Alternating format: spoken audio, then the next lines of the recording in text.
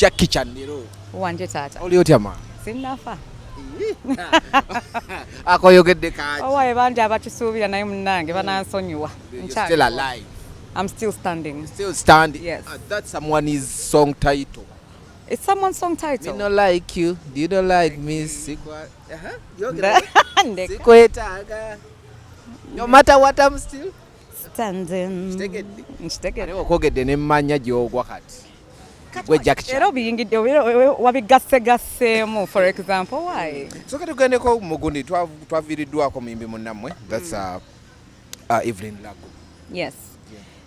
It's my deepest condolences to her family because Eva alwanye it was a very long battle, first and foremost, and even from before, when I was out of the country still, I kept watching her here and there. Nze safuna chance kumumeetinga because sometimes when you try to reach out to somebody, the same thing happened to me. Abeera n'abantu abamwetoolodde and you cannot reach her. Oba basinga babeera balowooza maybe oli mufere, something like that. Try to steal fame. Yes. So all I did was just stay in the background, but I did say my prayers for her because I understood where she was coming from. Okay. Tugendeko kati mu industry ebitambula eno wiiki yonna okuva weya ku Friday. Battle. Tetwakulabako ku battle. Nali busy. I was working. Nganonya sente. Manyi ndi hustler. Tewalimu mu ggwanga wali ludda wa? Nedda, I was in the country. I was around, but I was at the same time when everything was happening. Nga nina show nange. Manyi n'okucapa ebi n'okugattagatta. Naye gwe ku biwalawe byagenda maaso ekintu wakiraba otya? First and foremost, I'm very proud of both artists. They put up the best that they could. So I'm proud of that. Okay. I'm happy for that. Gwe mukunabe yo olaba battle yali yatambula etya. You're happy for them but yatambula etya okusinzira ku performance walaba ono yakola bino biki.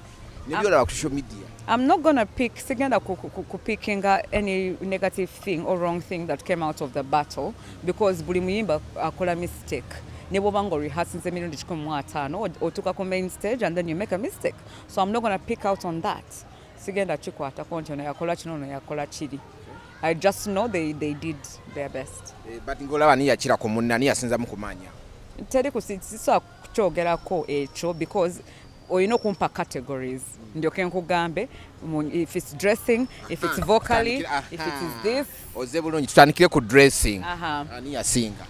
Sina gwe nsobola okugamba yasinga because one person dressed according to her audience and her yenga wali omulala yayambalanga ali muyimbi naye nga mukazi mufumbo. Yes. Buli omu n'agweyo. Then stage appearance. Ani yasinga commanding a stage? Ananga chikulu oyina engeri gyoyagala nkuba emisumaali naye nga nze nganze. You see, stage appearance is not just about engeri gyoyimirira ku stage. Okay. It's about bw'otuuka ku stage. Yes, oyimiridde oyingiddewo oyambadde ekyakabi. How do you keep the crowd mwe your vibe eyaki kyoyambadde? Bino ebintu kankubuleko omanyi ffe twabiyiga. We went through training, twagera mu training and we learned all these things. So it's not just about when you appear, yes oyambadde bulungi. Kati abantu bakubye enduulu. They are looking at you. How are you going to keep them? Nga bakyakubye enduulu. Mwali ne Cindy by then. Of course, standard procedure, blue 3. Yes. So katogeza kutulaga waliwo yayambala bulungi naye kyamule mu stage appearance awo kyagala. Sirina kintu n'ekimu kyenjogera nze nganze. What I am saying is it doesn't because they all dressed nicely, very nicely by the way. Nga costumes are nungi, but it doesn't matter how nice you dress. How can you keep the audience nga they are still on the wow oyambadde bulungi? So kyekiddako. Yes. Okay. Then tugende mu vocals awo abantu awo baagi. Vocals. Kyensobola okugamba is for you ekintu olina okumanya is live performance is very different from studio. Kati mu studio nawe osobola okubamu okola hit. Osobola kola back to back album nga hit. Ne Ibra agikuba.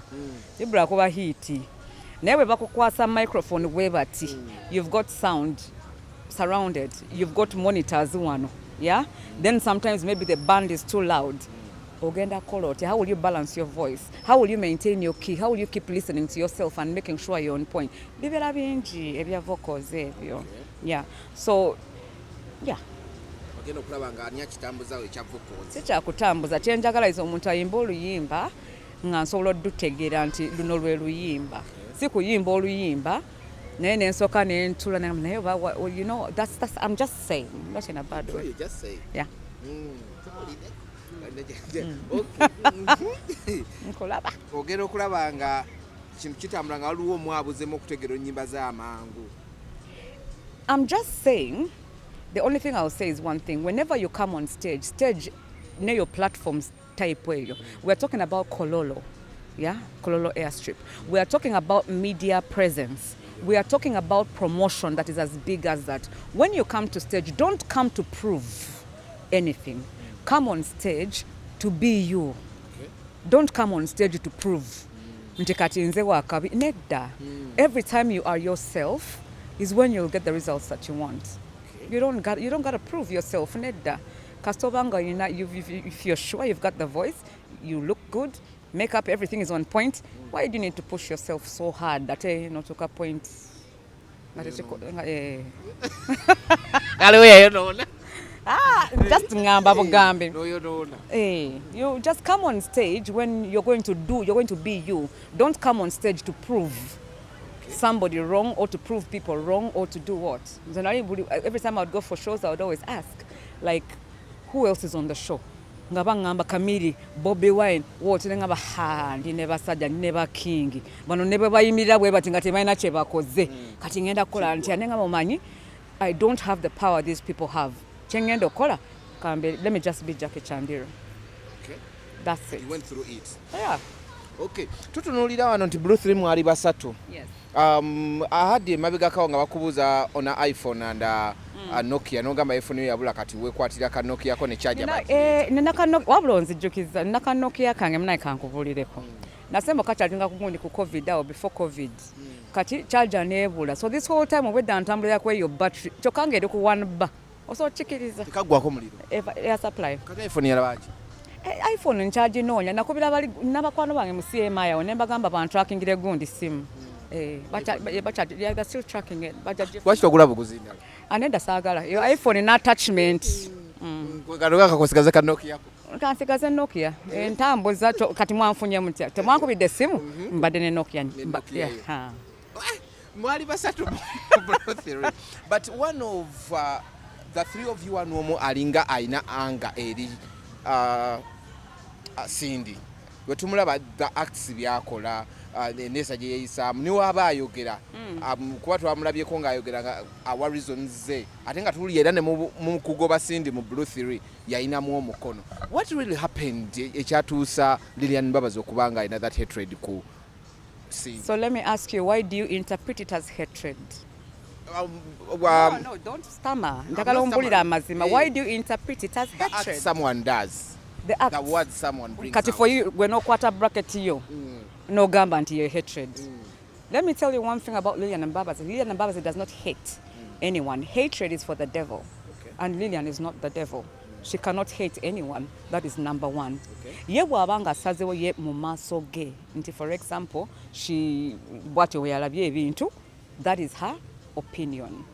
Everybody is entitled to their opinion. Now in your opinion you chovola ba umbuziza wachi wali your hatred ne kungaba hatred. Where have you picked that from? Yes.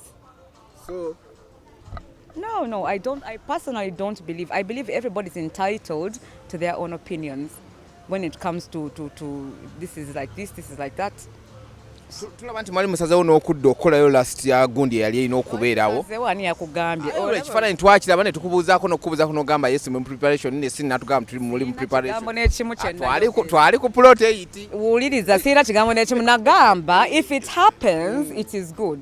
It's good to go. So continue, finish the question. So what really happened okuba nti your project tetulaba we happening and it's taking long. For you, your question is if it is supposed to happen, obero yagala tulaba, we take a selfie, but we are now going to studio yagala yabato. Come on, tuli ba legendary. Tudemo ebyo ekito. But now we are going to studio, now we are this. Come on. We collab. We don't do those things. But is the program still on? I've told you we are all alive. For now it's only mukama jali. We all have life. So anything can open. Tulabanga gye mwateeka ku hold. Byolowooza anti kyobola banadde nkugamba you always have your conclusions. Naye you have your right also because you're journalists. That is your work to have your conclusions mutunyize tuogera amazima. but it is, yeah, it is. Don't worry about anything. As the fact that we are still alive, the one thing you need to understand is even if it was to happen, fena tuine ebintu byetukola. Since the time you find me, Kati, you found me here. Never day in Vawa. Wasn't I from something to do? It's not that you're going to find all of us free at the same time. So. Tewaliwo ku bato tugambe wali ogenze kola ngero omukyala ng'ogenze kagoba. Let's assume Cindy yakubira kasimu nagajaki. I would love to oje attending concert yange. Wandiyagadde okujja singa yakubira kasimu okusobola okubaawo ku concert. Yeah, definitely. If Cindy ever picked her phone and Angamba, Jay, can you come through? There's no way I can refuse. Nandi Vude or not Jendi, because I was a bit far. Nandi Vude, what if it needs me to take a bike? If I've given you my word, I would be there. Because if she did that, then it was necessary for me to be there. But if she didn't do that, either way, I personally believe she didn't even need any of us there. Yes. So ekyokuba nti making ekyokuba Bruce mwali basatu tewali mbeera eriwo mu bukyamu gamba nti bamwanyigira Cindy any other or the other. Ebyo twabimala. It was a combination of misinterpretation on ayogera kino na ayogera kiri. So if any of us keeps talking about even what that happened, then nze njamuleka ayogere kyayogera. Bwabanga ye akyayagala kwogera eyo story njamuleka akyogere. Naye twatuula, we found out where the problem came from. You know what, we are grown as women. Sorry, I speak French. We don't need to continue with this. Grown as women is French. Yeah, we are grown as women. Totally one of that too. Yes. Tulio ina project ebintu byodukanya apart from gwe okubera ku stage no kubera mu studio nga gwe personally. Tulio ina projects when ebintu byotandise okwasaganya mpola. I guess I definitely do have. I'm trying to pick a few musicians, maybe about 4 or 5. I'm still trying to think about the females. Kubanga women they're not simple people. Walozako. And just I'm also a female. Kati Sibyangu, I know how we can be at one point. I take some sajaying simukambo in a bad way, but I'm very strict depending on what I learned from South Africa, what I learned from Steve Jean. So most people cannot handle the way it is that when somebody wants something done like this, they can't. So that is number one. So sigara kuingira management, what I'm doing is just getting these artists. When I get somebody who can give me an offer, yeah, ntikati kankwezi no ono mompe. That's what I'm doing. Yes. Kati ono yali kusaidi yaliwa. Kusaidi yachi. No, aliwa na imidia yomukube walonze yoboli. Yes, he's one of them. He's just started recording, so I'm badengezako just to train him mpola. Ebintu bino bi-stressinga abaana omuleta na gatona mufunamu n'ayitamu. Bwatyo bakola naye kasita kikola nze nsalayo busazi. Because nze alina the main ties. I'm not signs the final. Yes. Totiddemu. Nga ntyaki. Abantu bagenda ne mu rehab ngo omuyimbi amulumiza omutwe. Wali osanze ko mulugwala nga atya nga she's scared. Ate no mvangako. Boss. Yes sir. Amanya abampise Hard Rock Live. Hard Rock Live. Yeah. Ya tabu. It's Hard Rock ate live. Olwazi olugumu ddala. Ate nga lulamu sirufu. Yeah. Olina omukyala abamu bebawa respect mu industry. They had a group nekola bulungi ne bagoyinga solo ne bagenda bulungi avuddeyo kuyambako. What's your contribution here? Otukusuubira muki tetukulabe ng'omulumiza omutwe ng'atuseetamiddwa music. Kyensobola okusuubiza like abawagizi n'abana Uganda bonna. First of all, nino omukazi alina talent already gwe mumanyi. So nange kinkakatako kulesonga nfubutuse eri mu ghetto wansi. So nfubutuse eri mu ghetto mu Katanga Kawempe. So si kintu kyangu kubeera ng'omukyala ngono kulesonga abayimbi bangi abavuddeyo nga kituufu mbo nga bamaanyi keberi basajja naye nga tebasobola kuvaayo ne bagamba waayi kituufu tuli mu kudda wansi tukimekinze naye tusobola kulaba abaana abato bo befaako nga bo naye kati omukyala ngono wabanga avuddeyo n'agamba tino kuva mu ghetto wansi gwe Hard Rock Live sobola kukikuba.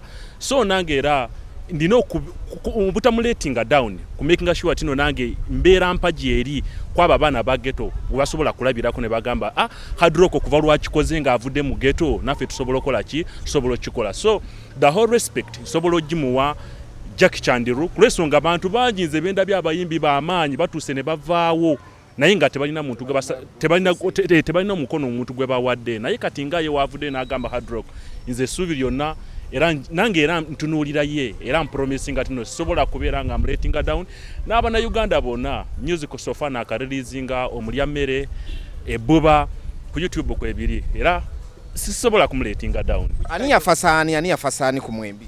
No, ekintu kiri nti ebiseera ebisinga bw'olaba omuntu amanyi nali eyo nga ndi ku studio nga ng'omanyi abaana ba ghetto wetuhasolinga naye abantu banyinyo bazze nga bandaba naye nga bambuusa amaaso naye we yajja n'awuliramu waka wange n'agamba for sure sobola okimekinga kulensonga bangi nnyo bamalangamu amaanyi tebasobola okijira naye kati sofa naawe ndi nawe ebbuba n'omulya mmere kati ate omulya mmere lukoze ebbuba luwo lutambudde so respect yandaba wadde nze kennyini nze yamwefasa ngamba walayi njagalayo omukono neetaagayo omukono naye teyambuusa amaaso nga olaba abalala abakuba enkokola yagamba no leka amuwa amatu era nampa amatu na. Are you the one who are putting a pen on the songs oba otekamu finance?